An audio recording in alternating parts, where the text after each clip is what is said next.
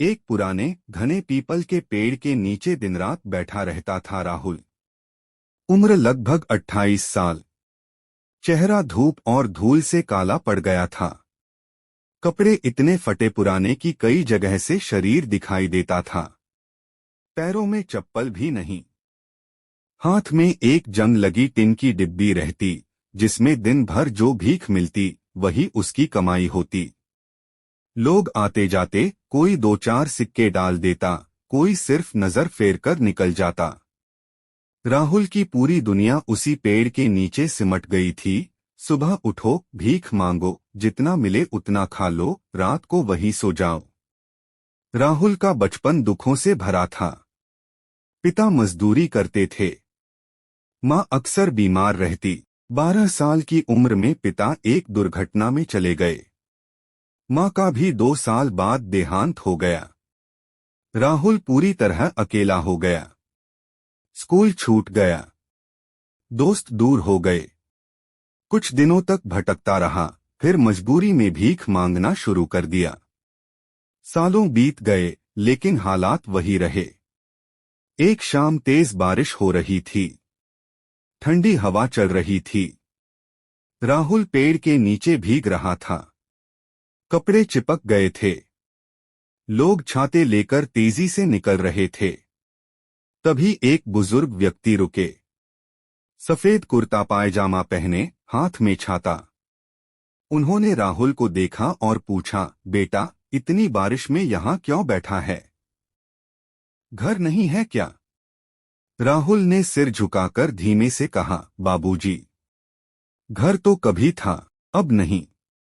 बुजुर्ग ने जेब से 100 रुपए का नोट निकाला और राहुल के हाथ में रख दिया। ये ले, आज कुछ गरम खा लेना। लेकिन याद रख, भगवान सब देख रहा है। मेहनत का फल कभी व्यर्थ नहीं जाता। राहुल ने पैसे थामे। मन में कुछ हलचल हुई। उस रात बारिश रुकने के बाद भी वह सो नहीं पाया। बार बार बुजुर्ग के शब्द कान में गूंजते रहे, मेहनत का फल कभी व्यर्थ नहीं जाता। क्या सच में कुछ बदल सकता है? क्या मैं हमेशा ऐसे ही जीता रहूंगा? अगली सुबह राहुल ने फैसला कर लिया, आज से भीख नहीं मांगूंगा, कुछ न कुछ काम ढूंढूंगा। उसके पास न डिग्री थी, न कोई खास हुनर। फिर भी वह उठा और आसपास देखने लगा। थोड़ी दूर एक छोटी सी चाय की दुकान थी। राहुल वहां पहुंचा। मालिक से बोला, भैया, कोई छोटा मोटा काम है क्या? बर्तन मांज लूंगा, झाड़ू लगा लूंगा, जो बोला जाएगा कर लूंगा। मालिक ने उसे गौर से देखा। ठीक है, रोज 300 रुपए मिलेंगे, सुबह 7 से रात 9 तक। लेकिन मेहनत करनी पड़ेगी। राहुल की आंखों में चमक आ गई। पहला दिन बेहद कठिन था। बर्तन धोते धोते हाथों में छाले पड़ गए। पीठ दुख गई। लेकिन उसने दांत भींचकर काम किया। शाम को 300 रुपए मिले। उसने 50 रुपए से 2 रोटी और थोड़ी सब्जी ली। बाकी सौंप कर रख लिए। धीरे धीरे राहुल दुकान का हिस्सा बन गया। चाय बनाना सीख लिया। ग्राहकों से बात करना सीख लिया। बिल बनाना, पैसे रखना, सब। मालिक खुश हुए। 6 महीने बाद बोले, राहुल, अब तू दुकान संभाल सकता है। मैं 1000 रुपए महीना बढ़ा देता हूँ। राहुल की जिंदगी में पहली बार नियमितता आई। रोज खाना, कपड़े धोना, थोड़ा साफ सुथरा रहना, ये सब नया लग रहा था। लेकिन मन में एक बड़ा सपना पनप रहा था। अगर मैं अपना कुछ शुरू करूं तो? एक दिन दुकान पर एक नियमित ग्राहक आए। नाम था अजय। वे एक छोटी कंपनी चलाते थे। अजय रोज 2 कप चाय पीते। एक दिन बातों बातों में राहुल ने हिम्मत करके कहा, सर, मैं भी कुछ अपना करना चाहता हूँ, बड़ा बनना चाहता हूँ, लेकिन समझ नहीं आता कहाँ से शुरू करूँ। अजय मुस्कुराए। राहुल, बड़ा बनने के लिए सबसे पहले हिम्मत चाहिए। मेरे ऑफिस में क्लीनिंग का काम खाली है। लिया। 2 लड़कों को रखा। पैकिंग, डिलीवरी, ग्राहक सेवा सब संभालता। महीने का टर्नओवर 5 लाख तक पहुंच गया। लेकिन चुनौती तब आई जब बड़ी ऑनलाइन कंपनियां सस्ते दामों पर एक ही तरह का सामान बेचने लगीं। राहुल के ऑर्डर गिरने लगे। कई दिन तो एक भी ऑर्डर नहीं आता। वह उदास हो गया। एक रात वह अकेला बैठा रोया। सोचा सब खत्म हो जाएगा।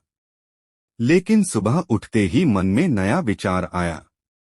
मैं सिर्फ सामान नहीं बेच रहा, मैं कहानी बेच रहा हूं। उसने ब्रांड को नया नाम दिया, हाथ से बना, दिल से बना। हर प्रोडक्ट के साथ कारीगर की छोटी छोटी कहानी लिखी। यह साड़ी उस महिला ने बनाई है जिसका बेटा बीमार था। उसने रात रात भर जागकर ये बनाई ताकि इलाज का खर्चा निकल सके। ग्राहकों को भावुक किया। संदेश दिया, स्थानीय कारीगर को सहारा दो, उनकी जिंदगी बदल दो। लोगों के दिल को छू गई बात। ऑर्डर फिर तेजी से बढ़े। अब महीने का टर्नओवर 20 लाख हो गया। राहुल ने 10 लोगों को नौकरी दी। तीसरे साल में उसने बैंक से लोन लिया। अपना गोदाम बनवाया। अब 50 से ज्यादा कारीगर जुड़ चुके थे। कंपनी का नाम रखा राहुल हस्तशिल्प। सालाना टर्नओवर 2 करोड़ से ज्यादा हो गया। एक दिन अजय आए। बोले, राहुल, तू करोड़पति बन गया। राहुल ने मुस्कुराकर कहा, सर, करोड़पति तो बन गया, लेकिन असली अमीरी तो तब है जब आप दूसरों की जिंदगी में रोशनी ला सकें। आज राहुल की कंपनी बहुत बड़ी हो चुकी है। वह अब भी उस पुराने पीपल के पेड़ के नीचे जाता है। वहां बैठकर पुरानी यादें ताजा करता है। अगर कोई नया भिखारी दिखता है तो रुक जाता है। बेटा, कुछ काम करना चाहता है? मेरे पास आ। राहुल ने एक छोटा ट्रस्ट भी बनाया, उम्मीद की किरण। गरीब बच्चों को पढ़ाई, हुनर सिखाने का काम करता है। हर साल 100 से ज्यादा बच्चे उसकी वजह से नई शुरुआत करते हैं। और हाँ, उस बुजुर्ग को राहुल कई बार ढूंढता रहा। एक दिन मिले। बुजुर्ग ने कहा, बेटा, मैंने सिर्फ 100 रुपए दिए थे। तूने उनसे पूरी दुनिया जीत ली। राहुल ने हाथ जोड़कर कहा, बाबूजी, वो 100 रुपए नहीं थे, वो विश्वास था। आपने मुझ पर यकीन किया, बाकी सब मैंने किया। और इस तरह एक भिखारी राहुल करोड़पति राहुल बन गया। लेकिन वह कभी नहीं भूला कि वह कहां से आया था। सीख, जिंदगी हमें कई बार जमीन पर पटक देती है, लेकिन उठने की ताकत भी वही देती है। छोटे छोटे कदम, लगातार मेहनत, ईमानदारी और हिम्मत, यही असली पूंजी है। कोई भी इंसान, चाहे वह कितना भी नीचे क्यों न हो, मेहनत से अपनी तकदीर बदल सकता है।